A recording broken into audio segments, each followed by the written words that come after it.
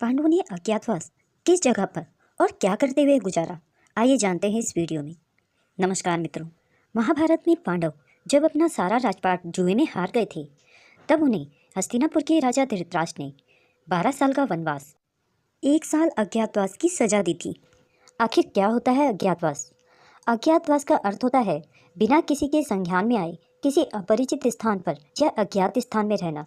पांडवों ने जब अपने वनवास के 12 वर्ष पूर्ण कर लिए थे और उनका अज्ञातवास शुरू हो चुका था, तब पांडवों ने मत्स्य देश की राजधानी विराटनगर को चुना।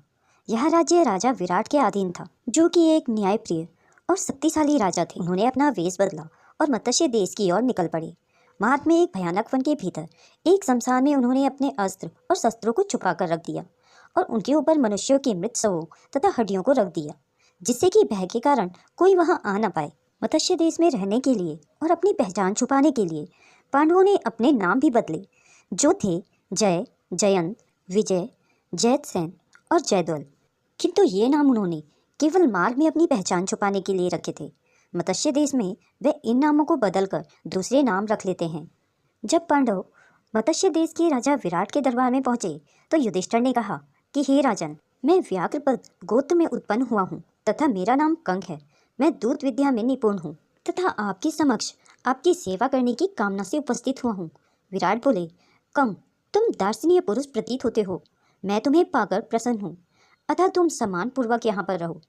उसके बाद शेष पांडव राजा विराट के दरबार में पहुंचे और बोले, हे महाराज, हम सब पहले राजा युधिष्ठिर के सेवक थे।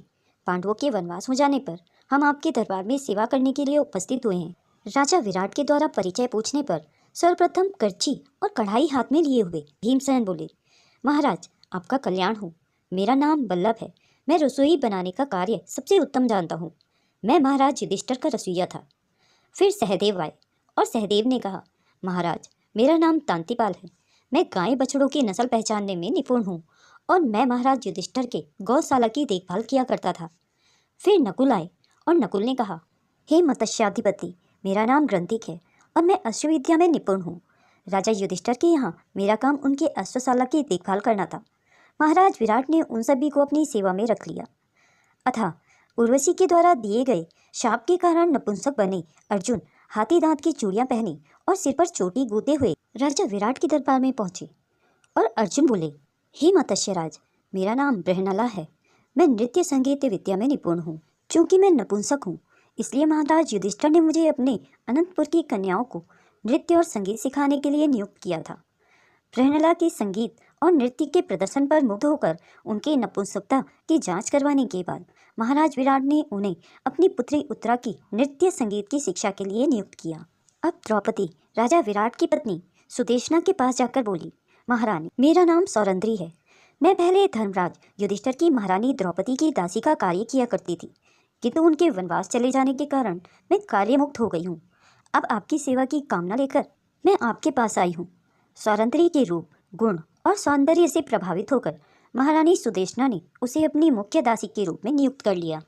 पांडवों ने सफलतापूर्वक अपना 1 वर्ष अज्ञातवास में बिताया और पहचानने नहीं गए।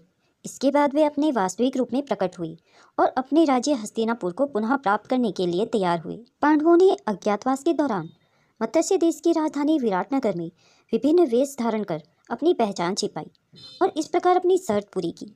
यह घटना महाभारत के प्रमुख प्रसंगों में से एक है, जो पांडवों के धैर्य, बुद्धिमत्ता और संकल्प को दर्शाती है। दोस्तों, अगर यह वीडियो आपको पसंद आई हो तो इसे लाइक और शेयर जरूर करें। अगर आप मेरे चैनल पर नए हैं और आप भी महाभारत के रोचक किस्से सुनना पसंद करते हैं, तो मेरे चैनल को सब्सक्राइब करना ना भूलें। वीडियो को अंत तक देखने के लिए आप सभी का बहुत बहुत धन्यवाद।